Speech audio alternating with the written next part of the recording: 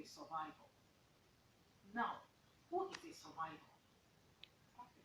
A survivor is someone with sickle cell anemia who is able to.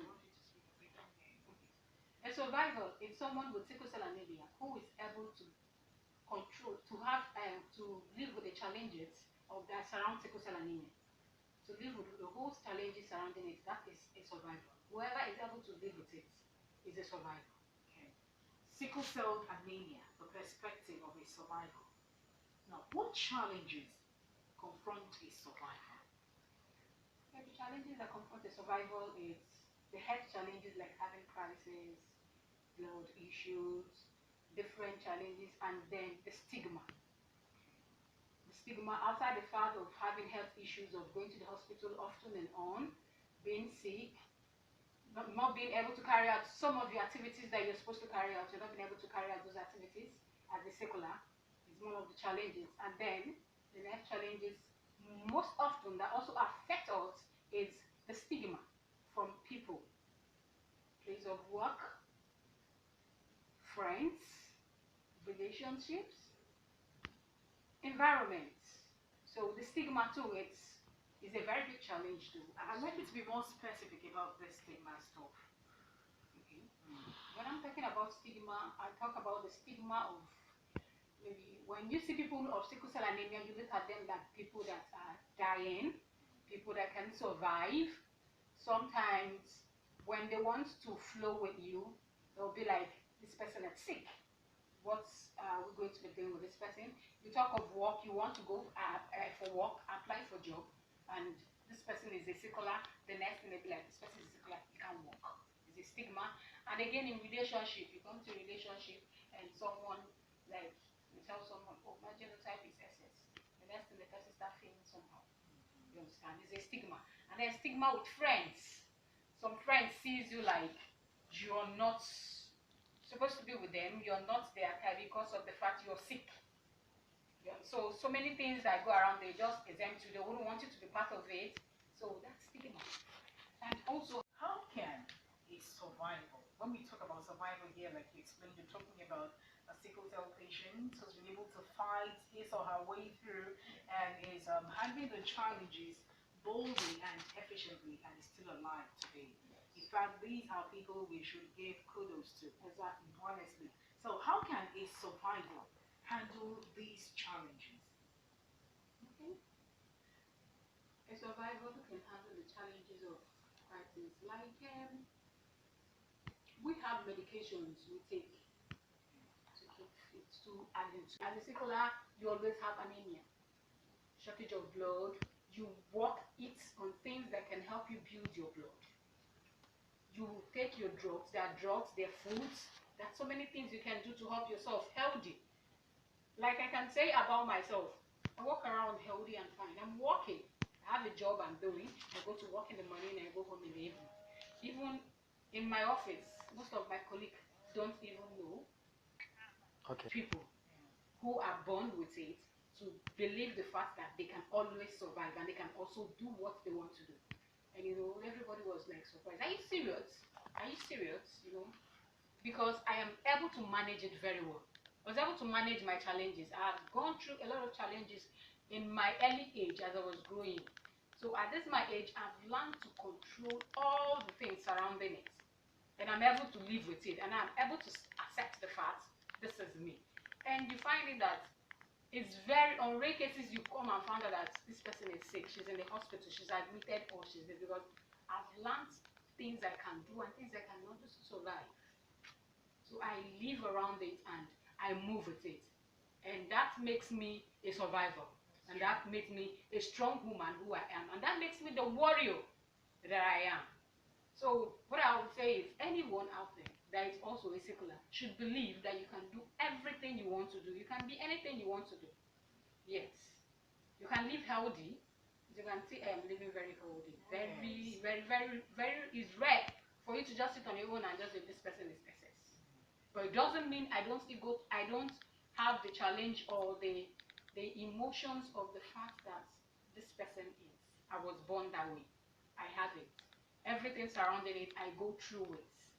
In as much as I don't usually have crisis, all the time. Oh, I don't have crisis like I do before. I could stay like a whole year sometimes without having crisis. That's awesome. I could stay like my last having crisis should be more than 10 years ago. Yes. Interesting. More than 10 years ago, my last time having crisis. The only challenge I go through is the shortage of blood. My shortage of blood, most of the times my blood goes so low, and then I have to walk, especially after my monthly flow. So I have to walk very hard, eating, taking drugs that will help me build it fast before the next flow. That has been my most challenge. But things of having crises, having issues with sickle cell anemia, I have not been having it for a very long time. And the reason is because I worked on myself. Worked very hard on myself to be like that. I believed in myself that I was going to live without having such challenges. And yet today I'm living that life. So if you I can't say can seculars live without having crisis. Yes, if you manage yourself very well. Okay, now how do you handle the emotional and psychological aspect of it? In other words, the stigma. Okay. I know. I was saying to people that because I was talking to sometime and I said this to them, learn how to wear with clothes to protect yourself. I've worn that clothes.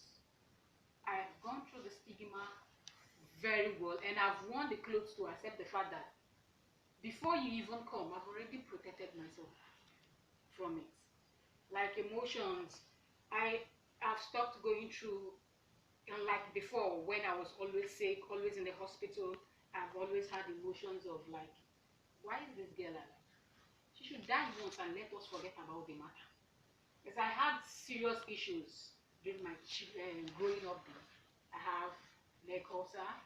I have crises all the time. Even I have the fact that my eyes keep giving me issues, which is part of sickle cell anemia challenge. My eyes keep giving me issues that, like, as I am under this rays now, I can't stay under the rays. I need to be blind. I blindfold myself for me to be here. You understand? I've gone through that. I've gone through the fact that I went to the hospital and they were like, your heart is enlarged.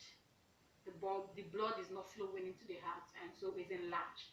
And the whole thing's protecting the heart has gone off, and your ribs has expanded. And I think that was my last.